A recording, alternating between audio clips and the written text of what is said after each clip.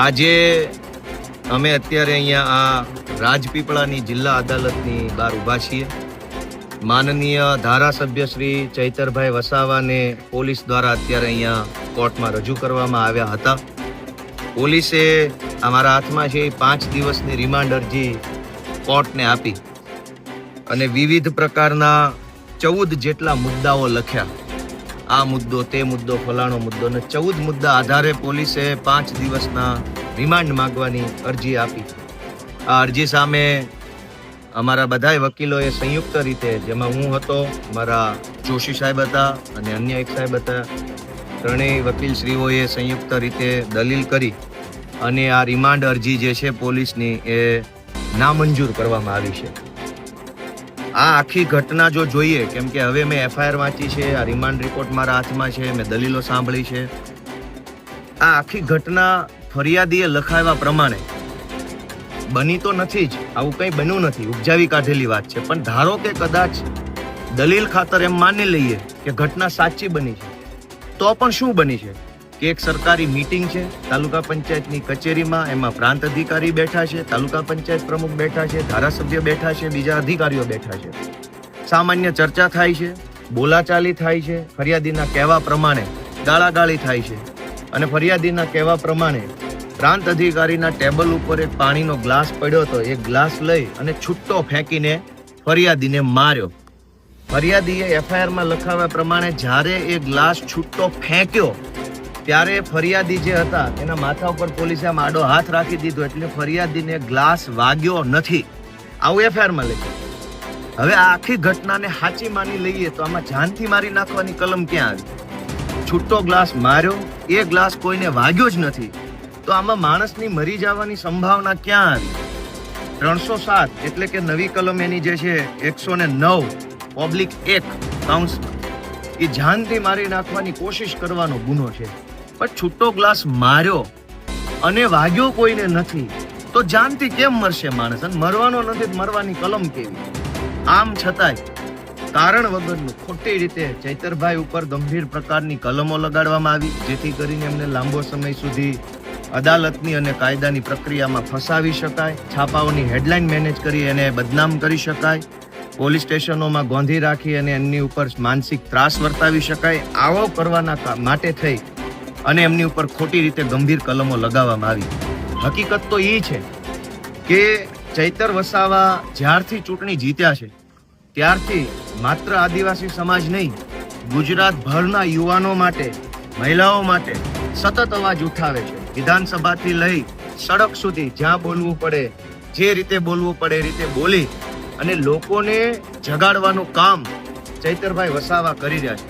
લોકોને મદદ કરી રહ્યા છે, લોકોને હિંમત આપવાનું કામ કરી રહ્યા છે. એ વાત ભાજપને ખટકે છે અને એટલે થયું એવું કે આ કહેવાતી જે ઘટના બની છે ગ્લાસ ફેંકીને મારવાની, એ ઘટના 12 વાગ્યા આસપાસ બની એવું કહેવામાં આવે છે કાગળ ઉપર. ઘટના બન્યા પછી સૌથી પહેલા પોલીસ સ્ટેશને ધારાસભ્ય ચૈતર વસાવા પોતે ગયા. 1:30 વાગે ચૈતર વસાવા પોલીસ સ્ટેશને ગયા. પોલીસને એણે પોતાની ફરિયાદ આપી કે મારી સાથે આવું બન્યું છે.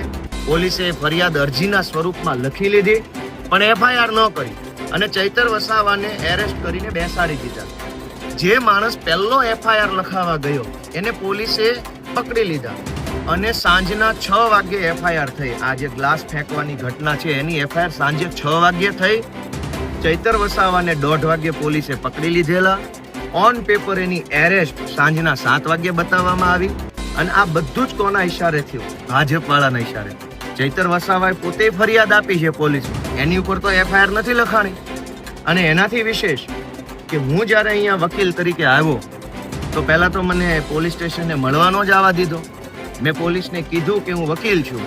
વકીલને અધિકાર મળેલો છે, વકીલ છે એ કાયદા પ્રમાણે, એડવોકેટ્સ એક્ટ પ્રમાણે કોર્ટ ઓફિસર છે અને માત્ર કોર્ટની અંદર નહીં, કોર્ટની બહાર ગમે ત્યાં વકીલ છે એ કોર્ટનો અધિકારી છે.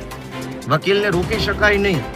ત્યાં હું એલસીબીની ઓફિસે ચૈતરભાઈ અમારા ક્લાયન્ટને હું મળવા માટે ગયો તો મને પીઆઈ અંદર નો આવવા દીધો. મેં એમને કીધું કે હું વકીલ છું, તમે મને રોકી નહીં શકો, તમારે મને કોઓપરેટ કરવું પડે. અહીંયા જ્યારે અમે આવ્યા તો અહીંયા આ અદાલત છે. હવે ગુજરાતનો વકીલ અદાલતમાં નહીં જાય તો હવે તો ક્યાં જવાનું? પોલીસ સ્ટેશન નહીં જવા દો, રોડ ઉપર નહીં ઉભા રહેવા દો, વકીલને અદાલતમાં નહીં જવા દો. અહીંયા ચૈતરભાઈને રજૂ કરવાના હતા. હું એમના કેસમાં વકીલ છું, વકીલાત પત્ર પર મારી સહી છે. પોલીસને હું કહું છું કે હું વકીલ છું, અને એવું નથી કે હું કહીશ તો જ પોલીસને ખબર પડશે. એને ખબર છે ગોપાલ ઇટાલિયા કોણ છે, ગુજરાતમાં વકીલ છે, ધારાસભ્ય છે, યુવાન છે, શું છે, છતાંય જબરજસ્તીથી મને રોકે છે.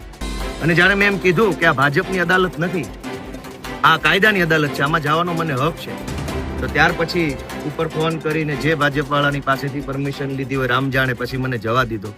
દોસ્તો, આ તાનાશાહીની હદ છે કે એક તો ધારાસભ્ય કક્ષાના માણસને જબરજસ્તીથી ખોટા ગુનામાં ફસાવી દેવાનો, કાયદાની પ્રોસેસમાં અટવાડી દેવાનો, ઉપરથી એના વકીલને અદાલતમાં નહીં જવા દેવાના, જેથી કરીને વકીલ હાજર ન રહે તો જામીનની પ્રક્રિયા ન થાય, રિમાન્ડની પ્રક્રિયામાં વકીલ ન હોય તો રિમાન્ડ મળી જાય. આટલી હદે દાદાગીરી, આટલી હદે તાનાશાહી ભાજપના માણસો કરી રહ્યા છે અને પોલીસની આડમાં કરે છે.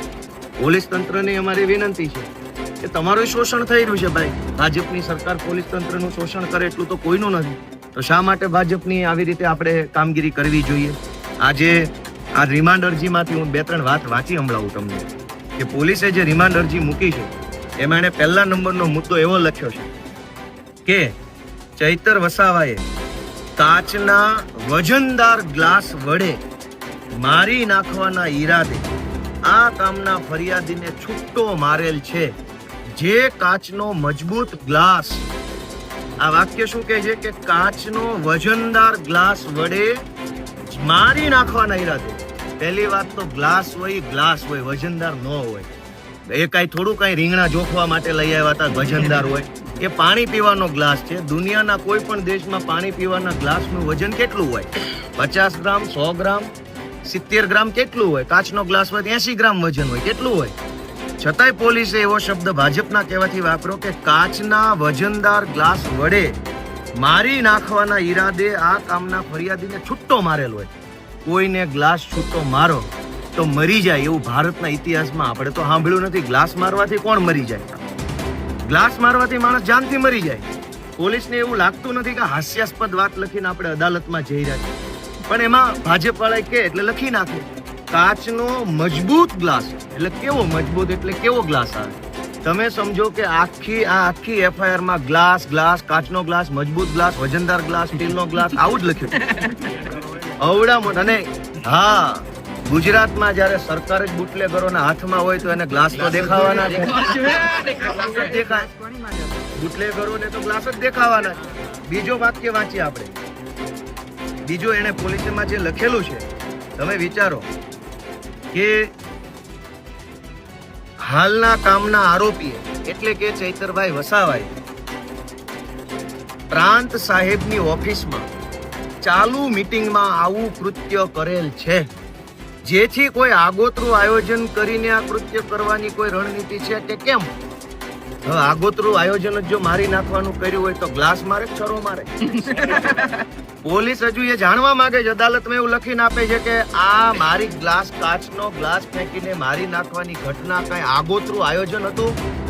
મારી જ નાખવાનો હોય ને આગોતરું જ આયોજન હોય તો કાચનો ગ્લાસ મારવાનો, લોઢાન છરો મારવાનો? આટલી સિમ્પલ કોમન સેન્સ વગરના વાહિયાત નોન સેન્સ સવાલો લઈને ભાજપના કહેવાથી પોલીસ અધિકારી અદાલતમાં ઉભા હતા. બોલતાય શરમ નહીં આવી હોય કે આવા પ્રશ્નો પૂછવાના કે ગ્લાસ મારવાનું ષડયંત્ર કેવું હોય? એ તો ત્યાં પીવાનો ગ્લાસ. અને આ ઘટના સાચી છે કે ખોટી છે એ સિવાય હજુ એક એને પ્રશ્ન એવો પૂછ્યો છે કે આ કામના આરોપીને સાથે રાખીને ડેડિયાપાડા સબ ડિવિઝન કચેરીમાં સદરહુ ગુનો કઈ રીતે આચરેલ છે તે બાબતે રિકન્સ્ટ્રક્શન કરવાનું છે. એટલે હવે ત્યાં લઈ જશે, ઓલા ફરિયાદીને સામે ઉભો રાખશે, પછી પોલીસ એક ગ્લાસ આપશે, એટલે માર હવે આને, પછી પેલાનો તોલો તૂટી જશે, પછી પોલીસ એની રીલ બનાવશે અને કહેશે જો સિંઘમો બધા આવી ગયા. આ કેવો તમાશો છે? મેં પોતે